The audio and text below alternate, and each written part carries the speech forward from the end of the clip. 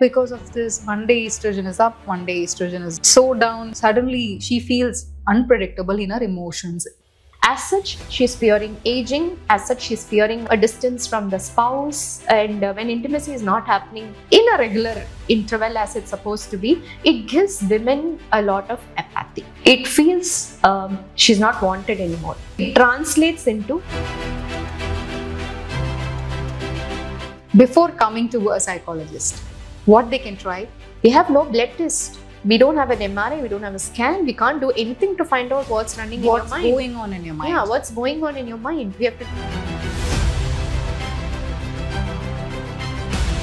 Do you have any mother-in-law, daughter-in-law coming for attending counseling sessions? Actually, we see this mother-in-law, daughter-in-law coming for counseling session is increased during post-COVID, I would say. Until COVID,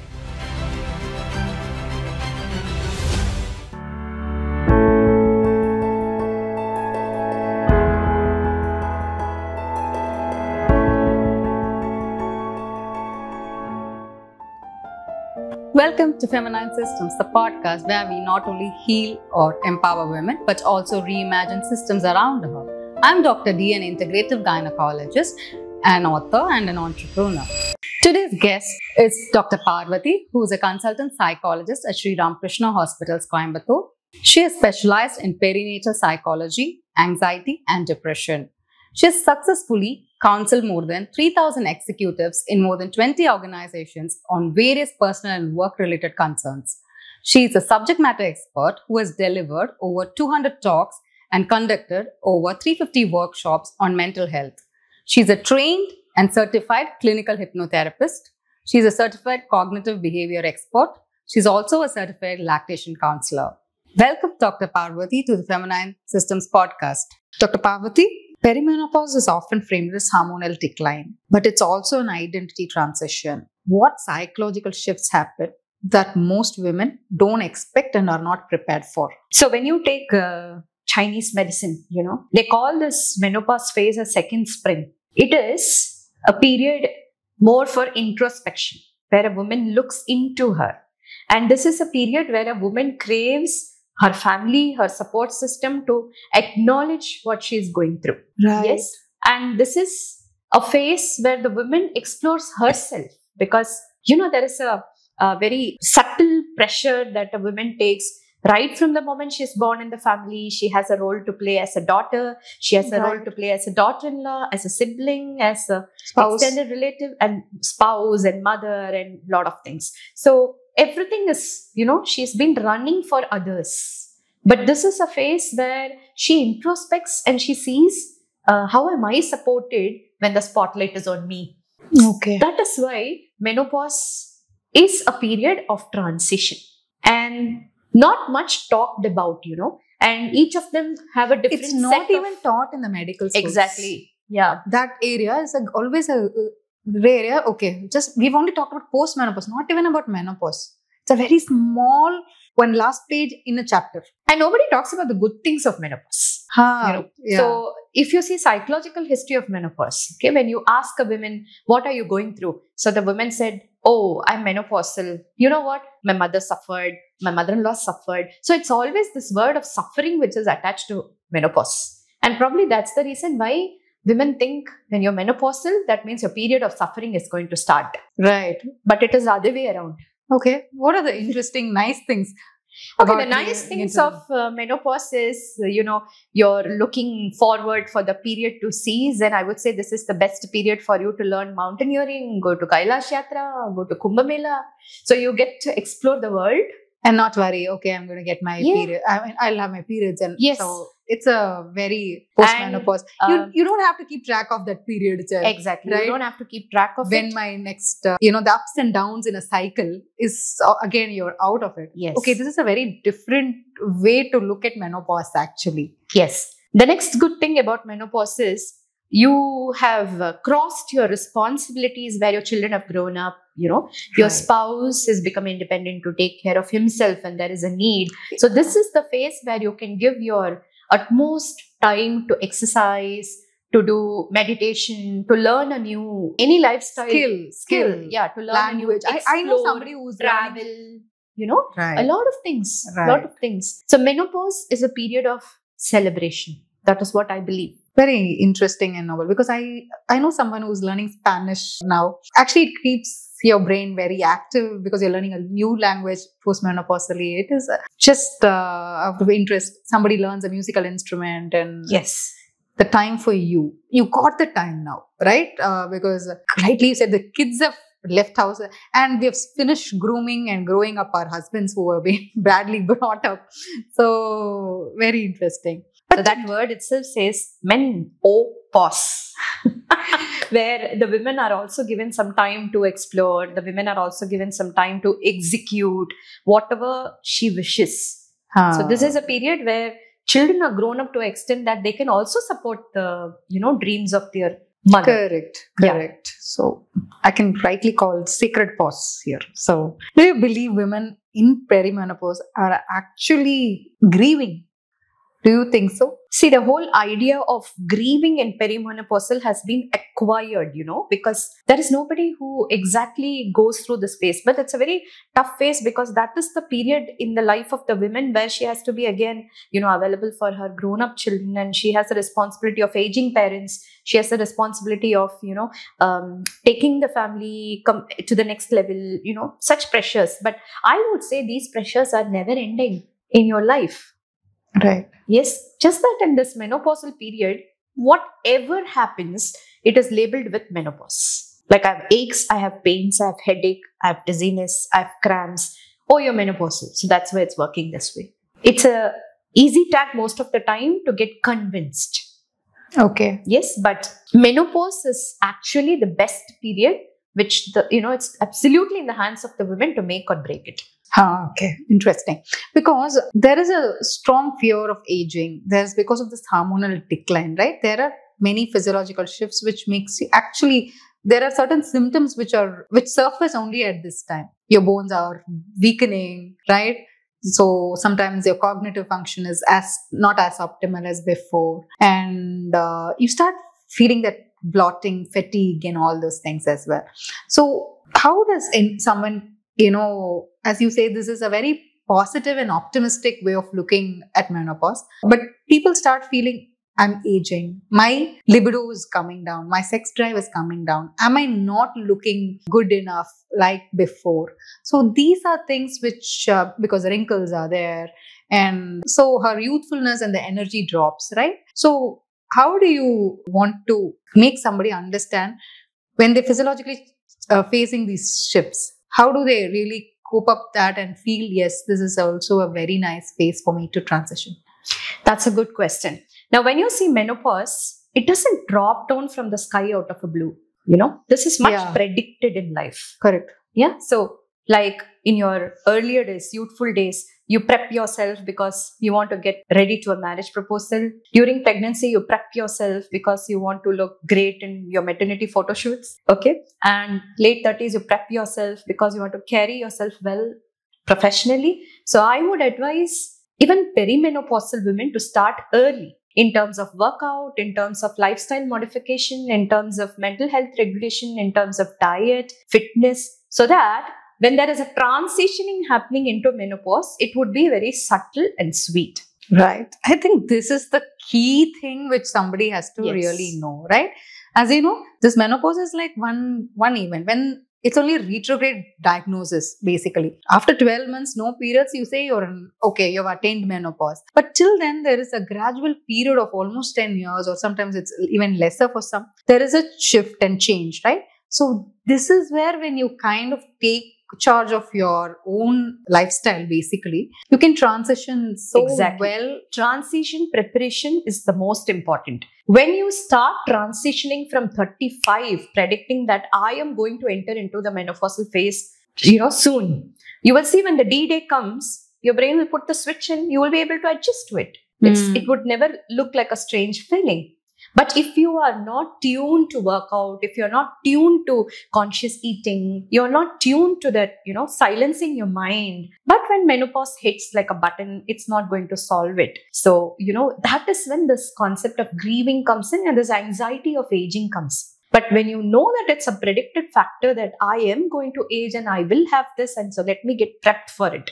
Right. When you're prepped for it, it will not surprise you. So this is very important because it's like when you're trained for something, you cruise it with ease. Yes. Right. So at this time, but there are a lot of mood swings which are unpredictable for the women itself, because like when we have like every cycle, we are used to, okay, we are tuned to this PMS. At least premenstrually, few days before our periods, we get our mood swings. Sometimes some women go through this. But now, because of this, one day estrogen is up, one day estrogen is so down. These spikes are very unpredictable. And here, suddenly, she feels unpredictable in her emotions, regulation, and relationships, especially take a toll. How do you kind of address this, and how does a woman basically learn to, because she doesn't even know why she was feeling low that day and, had an argument unnecessarily. So how does somebody be aware of it and handle it? Yeah. So this is a phase where mood swings are very natural because of hormonal phase. Mood swings are also, I would say this PMS that starts early. Right. Okay? It's part it of matures with menopause. Mm-hmm. So when you know that you have a tendency for PMS, it's very important for you to seek help. Correct. Yes, because something that sits in your subconscious would pop up during your most vulnerable phase. So what happens is the best medicine to, relieve your PMS is actually talking about the PMS. And even during menopause, communication becomes very important. So sometimes, you will overthink. The only side effect of menopausal psychological difference is the tendency to overthink. Okay. How do I talk to my husband about sexual intimacy? How do I tell my husband that, I'm not comfortable? How do I tell my children that I'm not understood? How do I tell my parents that, I'm tired? Sometimes we don't communicate it. Fearing judgment, fearing labeling, and fearing that, all these years have been perfect. I have put a tag on myself of perfection. Now, when it is slightly deviating from perfection, I feel jittery. Okay. In this junction, counseling can help. Specifically, we call it cognitive behavior therapy. So you have a perspective of physiological and psychological changes that your body is giving. And you also have a scripted answer to why your body is behaving this way. But when you come to a psychologist and when you get the CBT done, we would be able to tell you what is the anxiety you have been carrying. We can help you take off that baggage and we can give you a totally different perspective for your thought. And you will understand most of the times that in menopause, we have a tendency, hormones will create a tendency to catastrophe. So these therapeutic methods actually help the women to decatastrophe. So I would say if you have a tendency of PMS, you should actually kickstart your therapy early.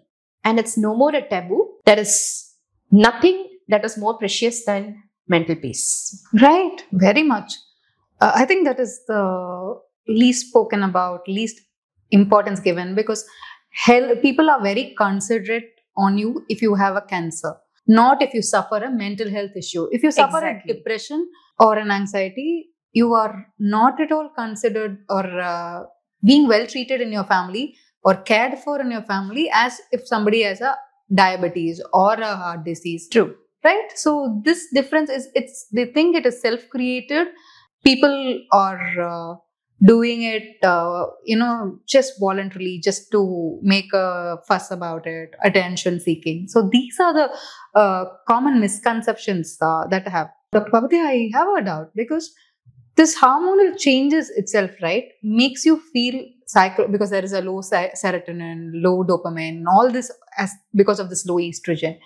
How do you differentiate this from an underlying psychological condition, basically? So it can it mimic, or how does one really understand if it is a newfound depression or anxiety which is surfacing during perimenopause or menopause, which it is only hormonal or it is psychological? How do you differentiate? Yeah. So what we do is we conduct a detailed mental status examination. So when we do a mental status examination, and there are other several inventories that we use, like, Beck's depression interview, we do Hamilton's anxiety scale. So there are a lot of clinical scales that we use to understand when this has started.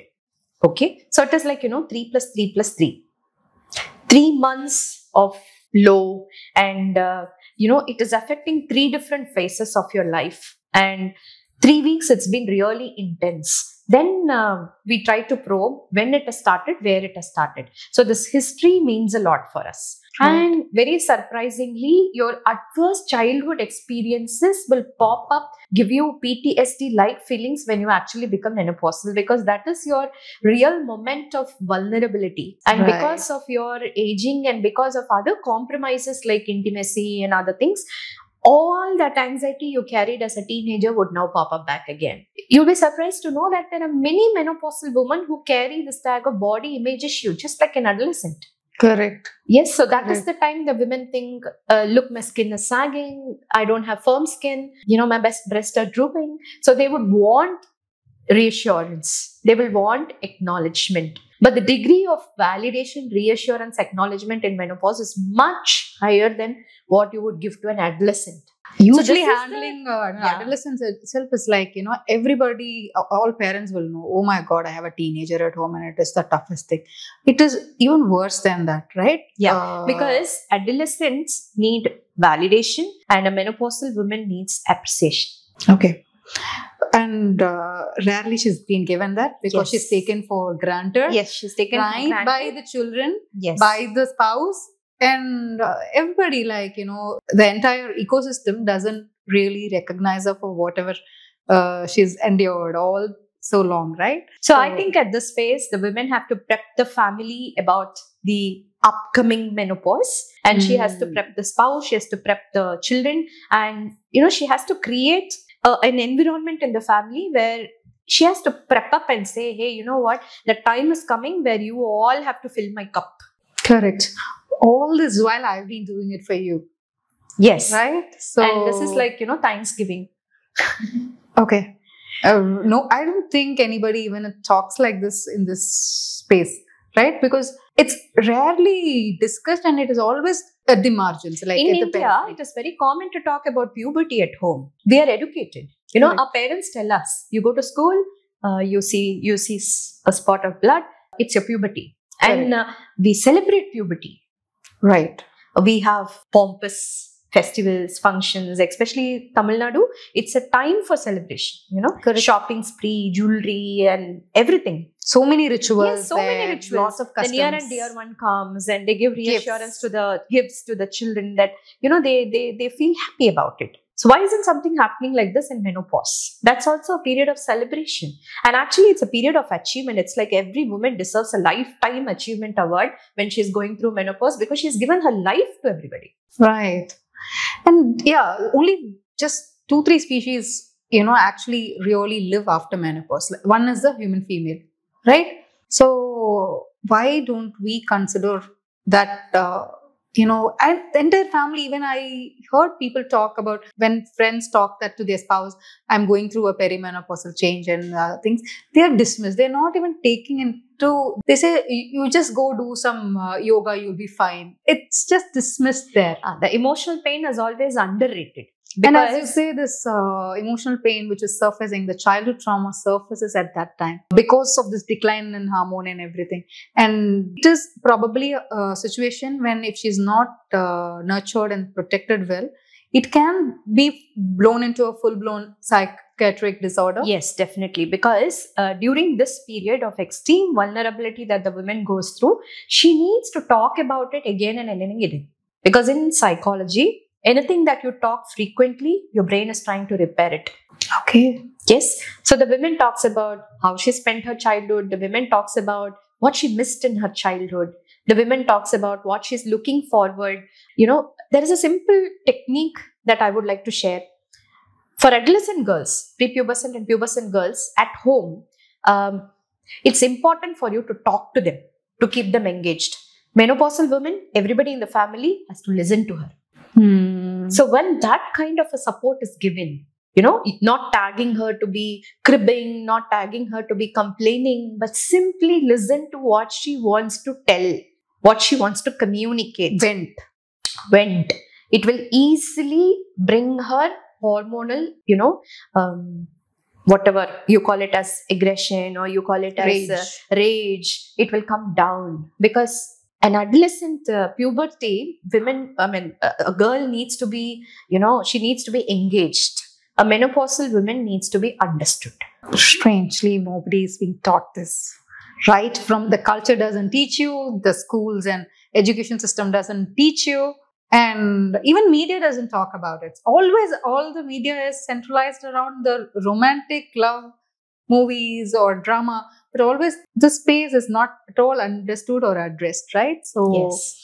and many people feel unseen or emotionally distant from their partners. There is a distance, and this affects the intimate relationship. So, could you throw some light on that? Yes. There is a belief system predominantly in India that once your responsibility of childbearing is over, then your intimacy also goes down. Because after that, you acquire a tendency that what is the role of intimacy when you're aging? Now, this is the phase where the woman needs appreciation, the woman needs reassurance. As such, she's fearing aging. As such, she's fearing a distance from the spouse. And when intimacy is not happening in a regular interval as it's supposed to be, it gives women a lot of apathy. Okay. It feels she's not wanted anymore. Okay. It translates into she has lost the charm. So your mind starts to trigger and your mind starts to question your whole existence. And sometimes women draw a boundary around her. And interestingly, most of the women in her late 40s, when this change is happening, would suddenly get into the realm of spirituality. Correct. Right. And you will say that, this is just a defense mechanism because, most of the time, because she just wants to keep her mind, body, and soul engaged into something so that these thoughts don't take over. And when the mind, body, soul, and your actions don't match with each other, it gives you different reactions. And that is why you see, still in India, post-menopausal or perimenopausal women are actually high in statistics in terms of suicidal rates. Okay. Despite coping mechanisms like spirituality and all that, still it goes to that, they resort to that. Yes. And more importantly, see, this is because even their interest in sex declines because of the estrogen drop, right? What happens? There is the vaginal dryness, so they're not lubricated enough. And maybe, as you said, so much of the old trauma resurface. When there is no emotional connection, then the man wants it just direct to the bed, right? But when a woman is not prepared enough, she's not, already her hormones are failing. So it becomes even more tough for her to handle it. And so she kind of withdraws herself because no more sex is pleasurable. It is more painful. And there is nothing going on emotionally here. And both partners tend to distance even further, right? So what are the coping or methods or strategies couples who are in the perimenopause and early menopause, when a woman is going through, what is that if they adopt will save their relationship? When you enter into the perimenopausal phase and when you understand that sex is becoming a bit painful or you are not able to enjoy it as you usually do, it's important for the couple to communicate and open up how they feel each other. It's like, you have appraisals in corporate. Like that, this is a life appraisal. Okay, right. So it's important to communicate if mutually they're enjoying it or it is just being a ritual. Okay, and is there any other way they can explore what they enjoy and just not do it like a ritual that you have to do being a couple in marriage, but rather find ways of intimacy more than sexual relationship. As you rightly said, this emotional roller coaster is so difficult to navigate that a woman in her menopausal period would just not be able to take it to the bed. So it needs more than that. For example, being understood, getting a listening ear, helping her even in her daily chores to finish up early, encouraging her to, seek something like, a holistic, measures like, the husband can give women a voucher, say, go have a spa day. Take care of yourself. You want to go to the parlor. You want to keep yourself well. I support you because I understand your body needs to be respected. Most men, when you say that, a woman is emotionally well treated, Hmm. then you will see the whole performance anxiety for the women would go down, and you will see there will be sexual intimacy and performance improvement. And it's very important at this juncture for the couple to seek help through, a licensed sexual counselor, because this is the phase where you actually need help. So, we can help you in how you can transition into this space. And both the couple get counseled about how they can emotionally, physically support each other during this tough phase. No, men always, want to escape this. Either if her mood swings are an issue or if she's avoidant, they try to escape and they don't want to establish communication most of the time. This again adds to this vicious cycle of, I would say men are escaping because they actually don't know how to handle it. Exactly. They That's are not why. prepped for this. Exactly. That's why they want to. Yes. So when you're not, okay, imagine you're a school student, okay, and tomorrow is your exam. You haven't prepped for the exam. What would you do? Scary. I would anxiety. complain of a stomachache and simply not attend the exam. Hmm. So that is how you see men reacting, because they haven't prepped sufficiently for this D-Day.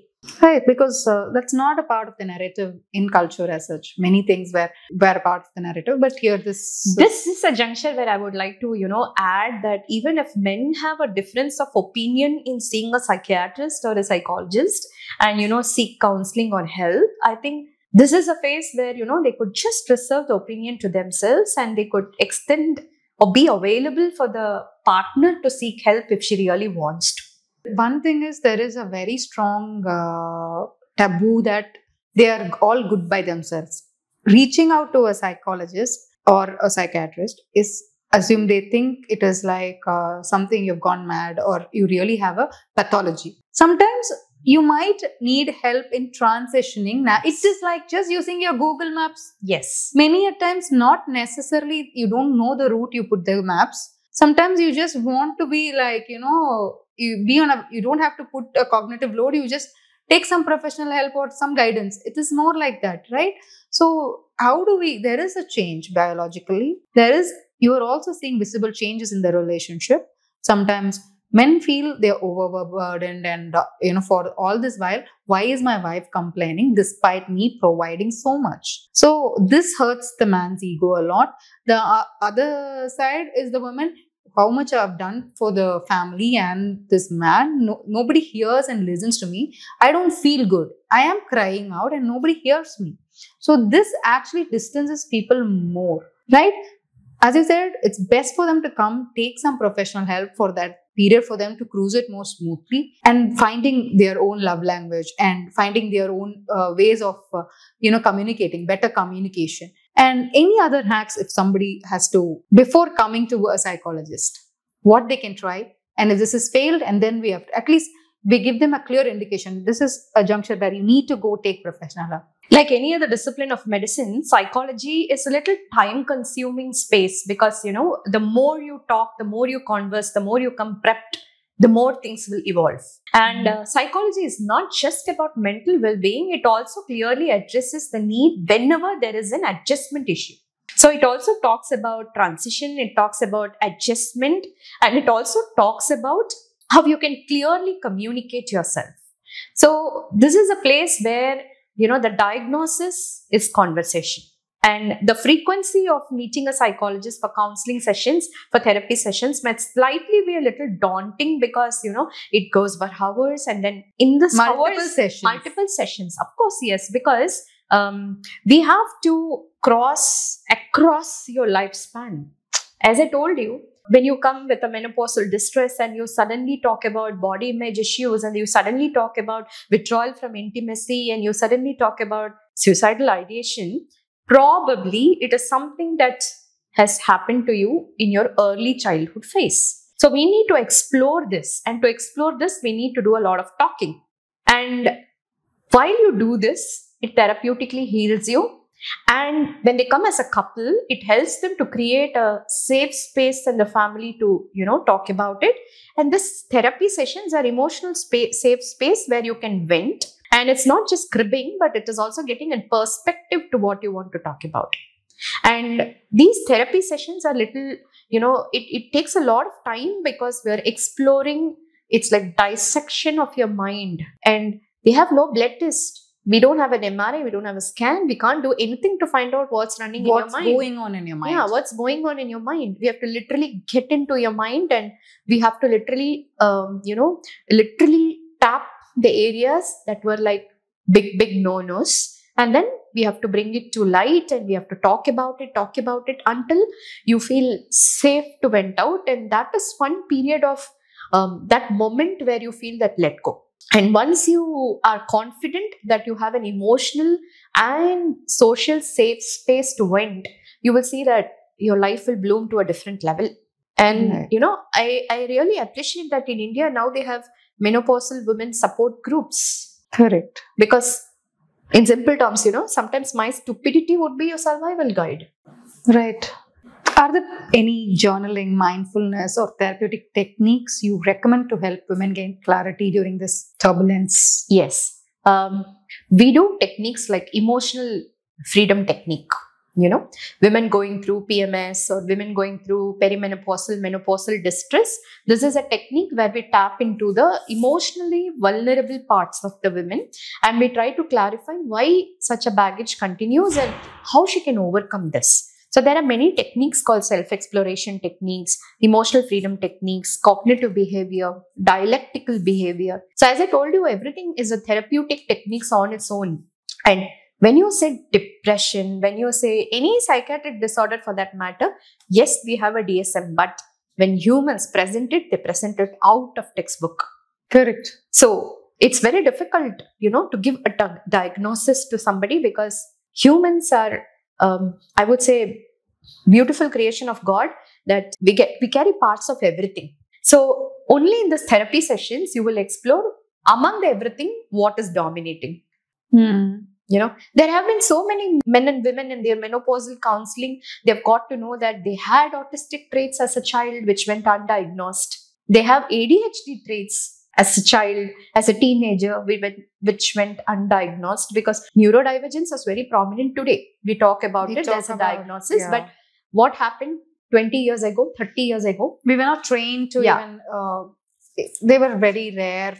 Exactly. So let me give you a simple example. If you have an ADHD trait, if you had an ADHD trait as a teenager, when you come to menopausal period, you will see that some amount of obsessive compulsive disorder will be visible.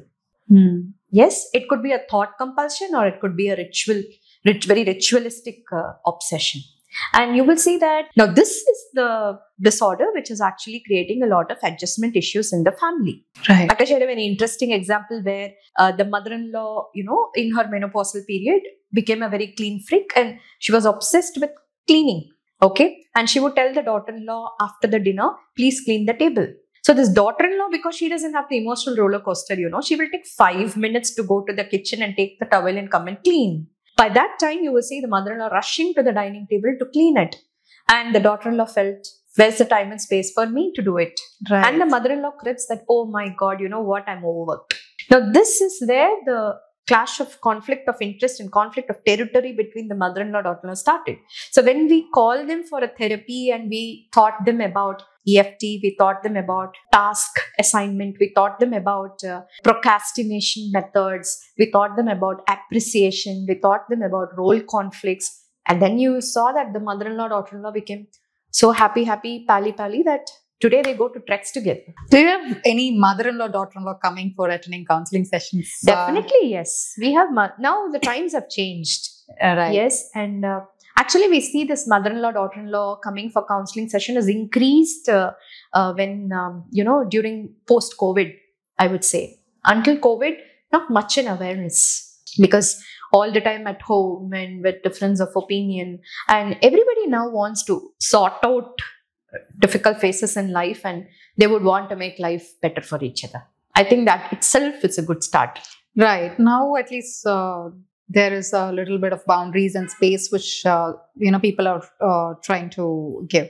How do one communicate their emotional needs to their family and partner, or even sometimes employer? because I would like to quote from even Melinda Gates has said that we send our daughters to offices designed for our fathers. So, our systems are like that, where organizations don't factor in women's biological changes, right? So it's not accommodative enough. So how does a woman communicate this to her family, spouse, and even working in an institution? That's the right question you asked. The answer is in the question. The woman has to communicate. Okay. First communicate. First communicate. Because she knows her needs better. Now the problem starts when the woman assumes that the man has to understand, the family has to understand, the employer has to understand. Okay. Right. Sometimes it would not even cross their mind. So this is where a woman have to communicate. So in the family, it is important to give, prep them for this day and tell them that I may be going through something like this. It would be great if this kind of a help comes to me. It would be great if this kind of an adjustment happens. It would be great if you all, walk with me with this perspective. So when this is put verbally, half of her problem is solved. Most of the time, they don't verbalize. First, she's not aware of her own symptomatic change. She feels something is not okay, but she's not able to, figure out exactly this is an attributed because of this hormonal shift. Is this something? No, even after they come to counseling and we tell them that this is the time you have to talk to your family about it, most of them are very reluctant to do it. They Why say, do you see this happen? Yeah, I see this happening because it's just that the space to communicate. It is just that is missing there. Or rather, I would say that this is the time where I insist the women that please come with your spouse, please bring your children also, because I would want to talk to them. I would want to psycho-educate them about how they can give you empathy. And it is not sympathetic empathy. It is about the right dose of motivating empathy that they need to give. Right. Yes. Right. Instead of catastrophizing the menopausal period, I think it's very important for everybody to normalize the menopausal period. Right. It's just like going to a driving school to learn driving kind of thing, right? So in a week or 10 days time, you really learn it, to navigate it, to drive it, right? And menopause is simply like driving your car on a bridge. We are prepped that when you drive a car on the hills, you drive a car on the bridge, you have to be careful. Have you seen how people drive in the hill stations? Yeah. More empathy. You give way, you signal appropriately, correct. You communicate better. Correct. So, yeah, when you are prepared, you handle it with care. Exactly. Right? Else it is like if you drive the same way you drive on the road, on the street in a mountain or a hill, then it is going to be catastrophic, right? So it applies here also. And I would also suggest that even perimenopausally, when they start the counseling, when those hormonal shifts happen and troubleshooting peeps, when they start seeking help from there, then you would probably not even hit the worst phase of your life. Yeah. So it is just for them to take that initiative. That's all. Right. So to take efforts. If you are finding it, to communicate is important, and if you find it difficult, take help and help. Yes. And then you communicate. And it's important for the family, to understand that you should just let her take help, and you should also be available, because this is the period where more than physical availability, emotional availability matters. Very true. Do you recommend hormone replacement therapy for mood symptoms? Depends, because we also have to look for underlying any predisposing psychiatric factors. We have to look at several other elements like affect, thought, cognition, insight, mood, many other factors. So the whole recommendation will totally depend upon the history that the patient is presenting. Right. Because many feel for some it will just be the perimenopausal and menopausal changes, manifestation of the mood changes. But for some, it could be the resurfacing of past trauma or a resurfacing of a previous episode of depression or anxiety. Do you see that commonly happening? Yes, we see that commonly happening. And in the menopausal phase, most of the time when we take history of depression or we do analyze about how the whole episodes of depression have started, we can always trace it back to the postpartum period. Okay. Yes. So generally, when women, let me give you a very common example of complaint that women do is like, I was never taken care of. So we ask them, when do you recollect the period that you feel you are not taken care of? So the women says, immediately after delivery. Right. Yes. The So baby after, is postpartum, what the happens limelight. is baby becomes the limelight, and Yeah. we expect the mother to suddenly mature up and become the mom of the year. And No, I also see it like some betrayal, All this while, you guys were very normal to me. When I became pregnant, the entire ecosystem comes and pampers me, yes, right? The husband side pampers you, your mother side pampers you, relatives come bringing sweets. There is so much happening. And once my well-being hormones are down after delivery, the attention shifts to the baby, and suddenly after 9 months, I'm not even cared for, bothered, when my hormones are also failing me. Then I feel this like is the phase where you need a lot of support, because this is one of the major transition in a woman's life. and very importantly, that is the time she really needs a support. Then she really feels, am I only worth giving birth to a child? That comes there. Nobody even realizes, because why did you give so much attention to this woman which you didn't give earlier? Only Exactly. when she was pregnant you gave, and the baby is out and you give it to the baby. Why not? This was also a baby which grew into an adult. It's so traumatic for a woman to handle. It's very that, traumatic. right? So For 9 months you pampered her, and suddenly Yes. she's not there, not even bothered. And she goes through cycles of sleep deprivation. yes. And all that. So does this postpartum blues or depression have a role in this perimenopause? Definitely, it has a great role. We always, when we educate the extended family members postpartum, we always tell them that be available for the mother, and you will see the mother will be available for the baby. Right. Absolutely. And this is a period where we take good care of her. This is the period where we tell the husband about how to emotionally support her. And this is the phase where they actually need a sexual counseling to go back to their intimacy. Right. Most of them miss the bus here. Right. And in you the will see that postpartum, is, yes, right? in the postpartum period, and you will Right. see the decline starts from there. Right. Then again, she's given importance when she has to have a second child or what. Absolutely. Then it declines very steeply, Right. and then it becomes a ritual. Right. So postpartum period, how you make yourself in the postpartum period dictates how you are going to be menopause. Okay, I was not aware of this. And it is also a very similar hormonal phase. That much I can compare, because here again, there was a lot of, when you're pregnant, your hormones are a little higher, and the same thing happens again.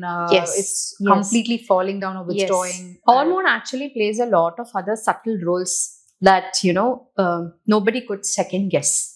For example, a woman in her menopausal phase will suddenly have an onset of vertigo. Women in her, menopausal phase will have a sudden onset of skin disorders. Women going through menopausal phase, you will see there is a sudden onset of cry spells, and one who used to be cheerful and tremendously motivating in the family would even have suicidal ideations, and a feeling of not being accepted, a feeling of not having the importance that she once used to have, and a feeling of everything losing from your hands like grain of sand.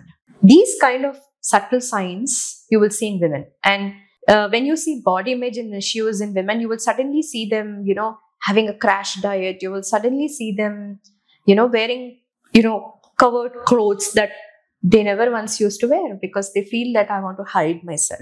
So this is the time we explore, how were you as a teenager? How were you as a young adult? How were you when you got married? How were you when you became a mother? And how are you now? So this trajectory will tell us our life transition from one phase to another. And this will help us to understand as a therapist, which is the transition where the bus missed. Okay. Do you suggest any alternate therapies or natural therapies that will help mental well-being? Definitely. Because when you say mental well-being, it is not just the mind. It is the mind, body and soul. There are a lot of, guided meditations available, which the women can do, because people with presenting complaints of anxiety, it will be very difficult and daunting to sit and meditate. And Correct. sometimes when they're not able to do it, they become, disturbed. So I would suggest that, there are a lot of guided meditations available. Positive affirmations work wonders. Visualization exercises works wonders. And therapeutic talk with your loved ones. Could be your long lost friend also. Yeah. This is the time for you to be active socially. And unfortunately, this is the time where the woman actually distances herself because of her depression or the blue. So start networking, meet people from various walks of life. We suggest you to explore and enjoy what you never had the time to do. Right. And, we also suggest frequent therapies, maybe holistically, maybe, it could be even a spa, or it could be like, any therapy that addresses or relaxes her mind, body, and soul is good to go. At the end of the day, every woman should understand that we have been trained and tutored to look for happiness outside, but happiness is absolutely state of mind. Correct. And this is a phase where you have to intently look for happiness inside. And the more inwards you start looking during the phases of transition, you will see a new you. And this again begins with your lifestyle, basically. Definitely. Ideology, lifestyle. Yes. And there's a big role for food.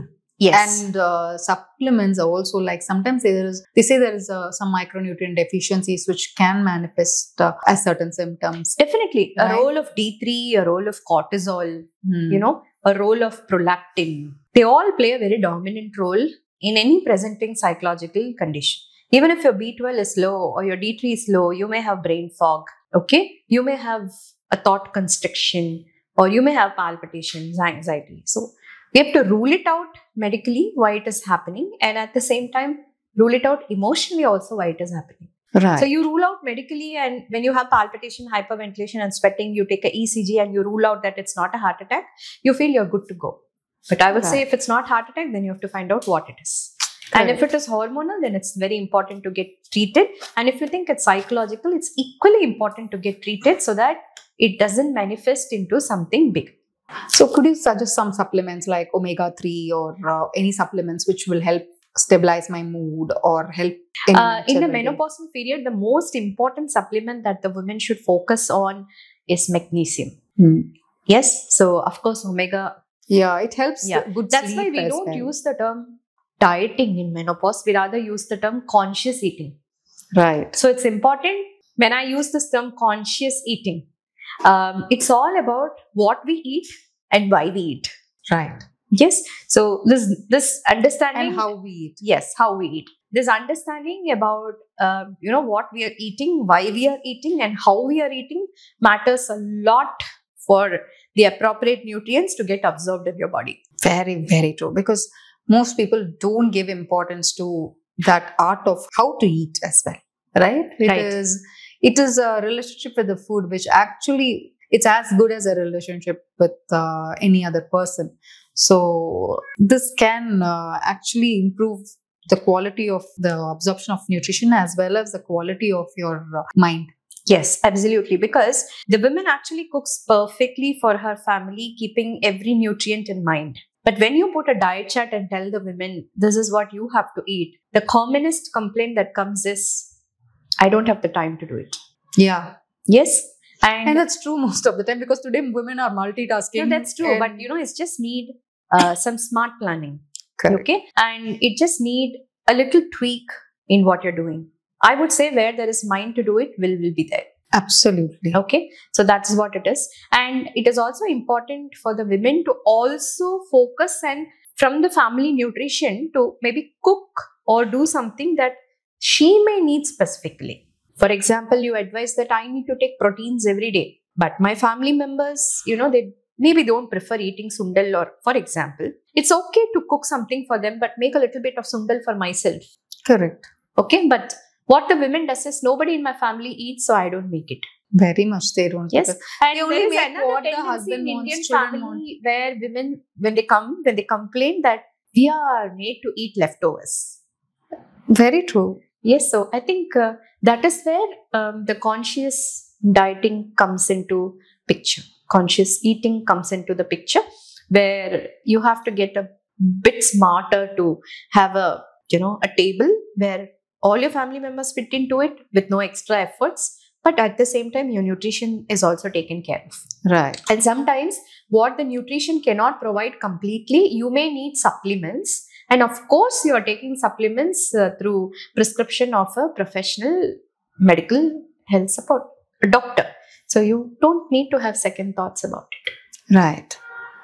So sometimes perimenopausal and menopausal women have trouble concentrating and remembering things. So is this normal or early signs of dementia or Alzheimer's setting in? This needs to be assessed. Okay, and it's very important for perimenopausal, menopausal women to go through, equally important to go through neuropsychiatric assessment, not just psychological assessment. Yes, so we look at their neurons, how they play. We look at what they are pressured with. We look at what is their lifestyle. We look at what kind of activities they are involved into it. Here is a hack. As you start aging and as you start approaching your menopausal period, it's very important for you to keep learning something new. Learning a new language or learning to bake, learning to swim, all this is important because your neuroplasticity improves by that. Correct. Yes. There are certain games which are very specifically designed for like maze, correct, puzzles, and Sudoku, word games. Okay, right. They are excellent to keep your neuroplasticity intact. And dementia Alzheimer's has a different set of tests that we run if it's in your family history, or we understand that you're prone to it, and there's a series of tests that we conduct to assess if it is going towards dementia Alzheimer's, and it's a joint collaboration of assessment and treatment by the psychologist, psychiatrist, and the neurologist. Right. So we're coming to the favorite part of Feminine Systems podcast, the rapid fire round. Okay. Is brain fog real? Yes. How long does it last? Depends. The quicker you take help, the quicker it disappears. Am I at a higher risk of dementia or Alzheimer's after menopause?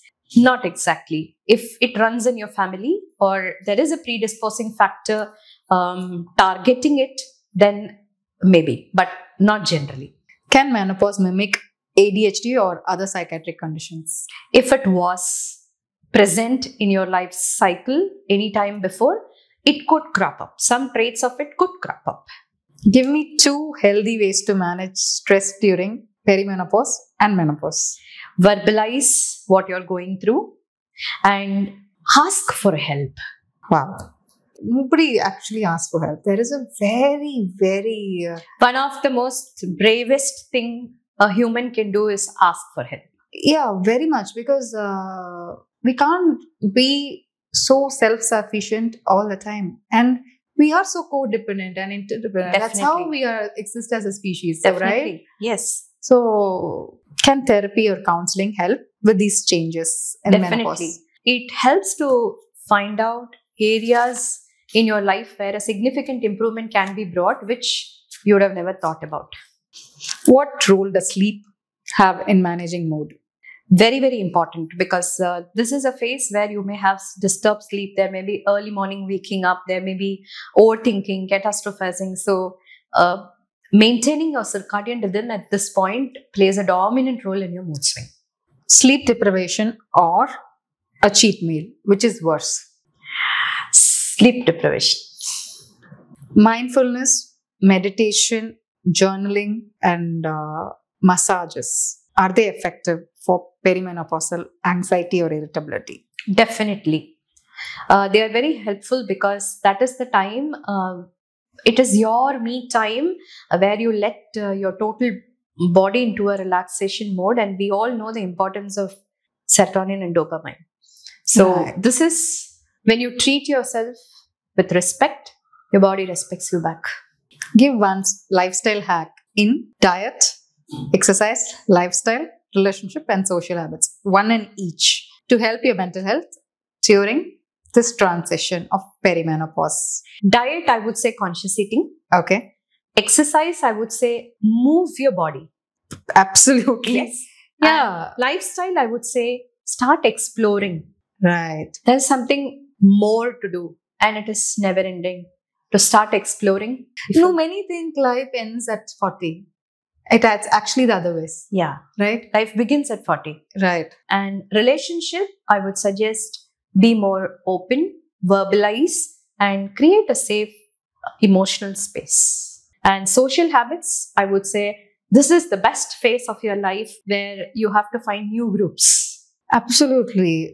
And you need some non-judgmental spaces. And Definitely. And you as a person first have to also stop your judgments about others, because we are conditioned in a certain way for Yes. so many years. Yes. And that adds to our, mental load, Yes. right? Yes. And So, I would also advise that you don't have to go with the norm. That means if you're aging, you must be spiritual is a norm. You don't have to go through it. It's okay if you're not that. right. It's so expected, socially conditioned that behave your age. Yeah. Behavior ages means go to the temple and be spiritual. No, that is what is expected. No, if you kind of be more adventurous and Right. things, you are look like a rebel. Right. Right. Right. So that judgment, don't take it. If a picnic in Goa gives you state of happiness, go for it.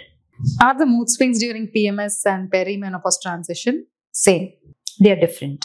do you believe there is somatization that happens because of suppressed trauma which resurfaces at this particular perimenopausal shift, that is like it presents as a chronic pelvic pain or pain in the back or something like that? This somatization, does it happen? Definitely, yes. Because I believe words have power.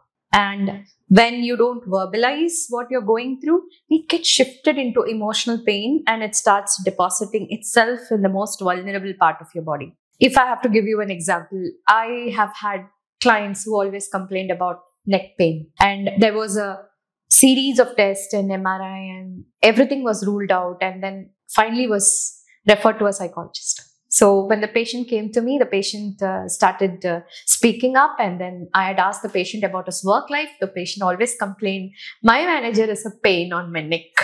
So this was frequently used by the person. My manager is a pain on my neck. And we saw that literally it got translated into the pain on the neck. So we, through CBT, tried to help him to, not use that phrase anymore. And we had to work on let go. And once we did that, there was considerable improvement in his quality of life. Right. When you're misunderstood, it will deposit in your knees. When you don't have support, it deposits on your spine. When you're less confident, it deposits on your calf muscle. And when you have fear, it gets deposited on your epigastric area. Yeah, and sometimes... And you'll be very surprised to know that the first sign and symptom of any anxiety disorder starts from your gut. Correct. Yeah, so physiological and mental connection is too strong, and one needs to rule out the other needs to because this is something which I see many people in their 40s and 50s, they consider this as perimenopausal or age related or just hormonal, that they're coming, and most of the time they just come with so much pain that there is no organic disorder cause. So sometimes I used to wonder, and they are always treated on certain psychiatric medications, sometimes antidepressants, sedatives, or anti-anxiety medication, just blindly sometimes also treated because they are constantly complaining of pain. True. Right? It just could be a symptom of an emotional pain, yes, which is overlooked. I think we had a beautiful session. And I feel it's a very meaningful session for me also, because I am in this age group and going through. We are in this age group. We are in this age group going through this. And if it could help the viewers watching this navigate it better and their families understand sometimes the emotional pain, if not addressed, it's very important for you to seek out help so that if it's not addressed, as I said, like it might show in different other forms, what we call as somatization. And people need to be understood is what we even thought. But today I learned something like they need appreciation and for all that to feel good at this particular point. Actually, it might help because somebody really sees me. Yes. What? I will be reassured when somewhere I feel this transition, there is some change in me. So I think people need to understand the mechanics better to improve our own quality of life and relationships within ourselves and our partners, spouses. So thank you for being part of our Feminine Systems podcast. Thank you so much. Thank you. Thank you. Really enjoyed the podcast. Yeah.